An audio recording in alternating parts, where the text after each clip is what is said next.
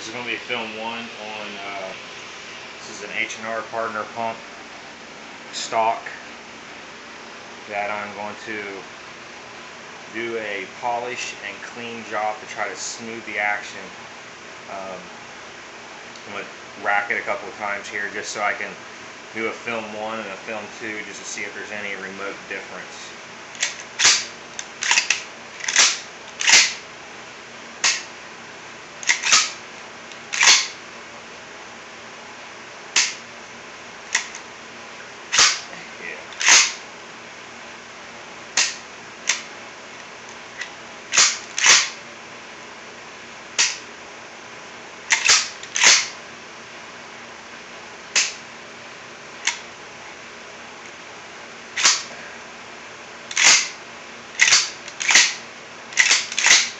It's not too bad, so you gotta cock the hammer.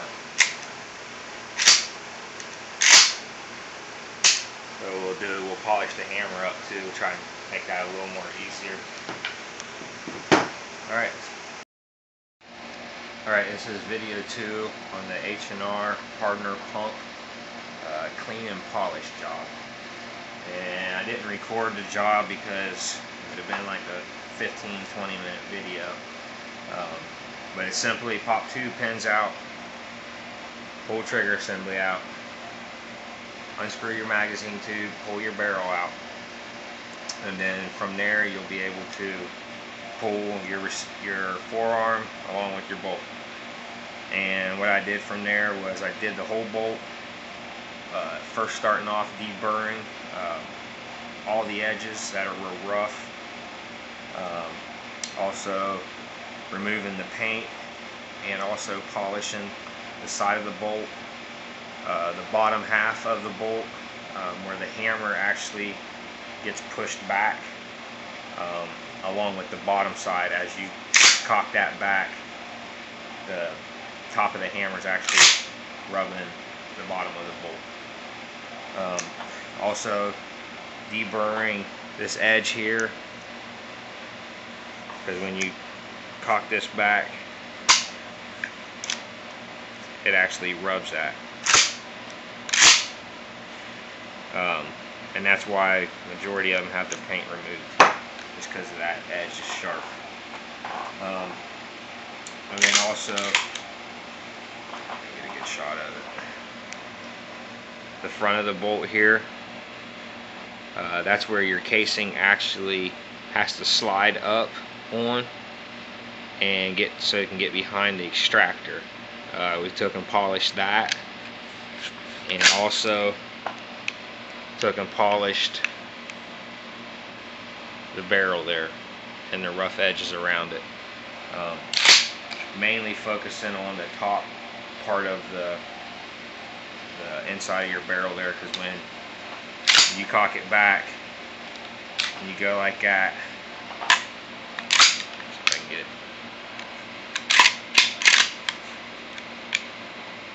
your flap will actually flip up. Okay, so when you go forward, your casing's actually rubbing the top of that barrel. So the smoother that is, the smoother feeding you're going to have, and any rough edge heading into the chamber is obviously going to help. You don't want to get snagged up. Also polishing the inside of the chamber about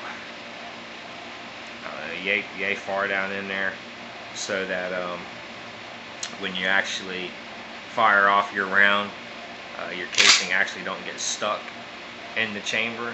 You're able to actually pull it out and extract that round. It's fairly simple, guys. It's just common sense. You get in there, deburr edges. You can tell where things have rubbed. Also, the very top of the hammer, where it actually rubs the back of the bolt along with the bottom of the bolt, we actually smoothed it down and polished it up. It was a rough stamp. These guns, I mean, they're great guns.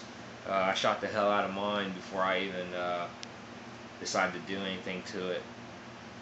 They're based off the 870. They're a clone or a copycat, whatever you want to call it. So it's a good, durable gun, but they're cheap. You can buy them for I think we paid $167 for ours. So I mean, they're stamped out. They're, you know, or if you actually go and you spend $400, $500 on a Remington, somebody has already done this. But you know, you save some money. You can do it yourself. You can actually get this, polish it out, and the more you use it, the more it'll smooth it up. And don't let it run dry. That's with all my firearms. I never let none of my firearms run dry. And I'll let you in on a cheap oil trick versus buying the Remy oils and such like that. A lot of those actually evaporate. You can oil your gun and then check it 3 days later and it's bone dry. I use transmission fluid. I just make sure not to get it real heavy in the action where it's going to see a lot of explosives, because you'll get little brown specks of burnt transmission fluid. But it will keep your gun nice and wet. You will not run dry. And also for stuff like this that rubs down the bare metal and it's not stainless steel, it's going to keep you from rusting. Other than that, that's, I don't know, the forearm, the arms that actually attach to the bottom of the bolt, from about here up on it, we actually polished and deburred that, because it actually, your forearms actually move back with your bolt. And you can tell when you take them apart, you can tell where all your rough edges are and where all your high friction areas are.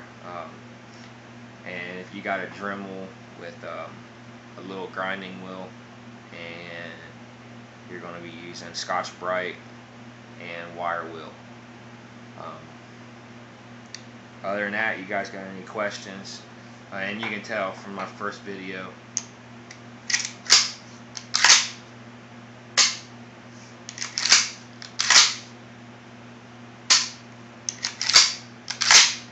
that's, and compared to the first video,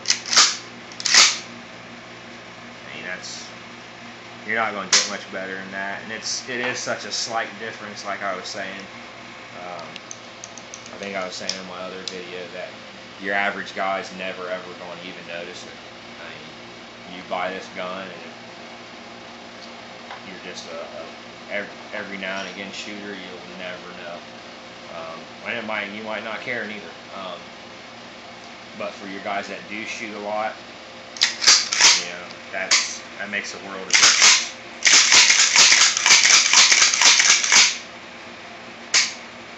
So, if you have any questions, I have no problem helping anybody out. If you have any questions on assembly or anything like that, or exactly the tools that I did use to do it, or any other questions for that matter, I do have other videos out there on several other firearms. They're kind of well-rounded. So if you have any questions, feel free to leave a comment. Alright, this is a shotgun I just picked up. It's a H&R Pardner Pump 12 gauge, 2 3/4 or 3-inch shells. This is a bargain gun. If you're looking for a cheap, inexpensive shotgun to protect your home with, or just something you don't want to wear and tear all your expensive shotguns up, this is the one to get. And it is based off the 870 Remington, so it's kind of like a clone, copycat, whatever you want to call it. And I'm just going to do a shooting review. I will do a follow-up review on tabletop. But these are Winchester clay small game loads. I'm just going to shoot through. I don't want to shoot all my buckshots.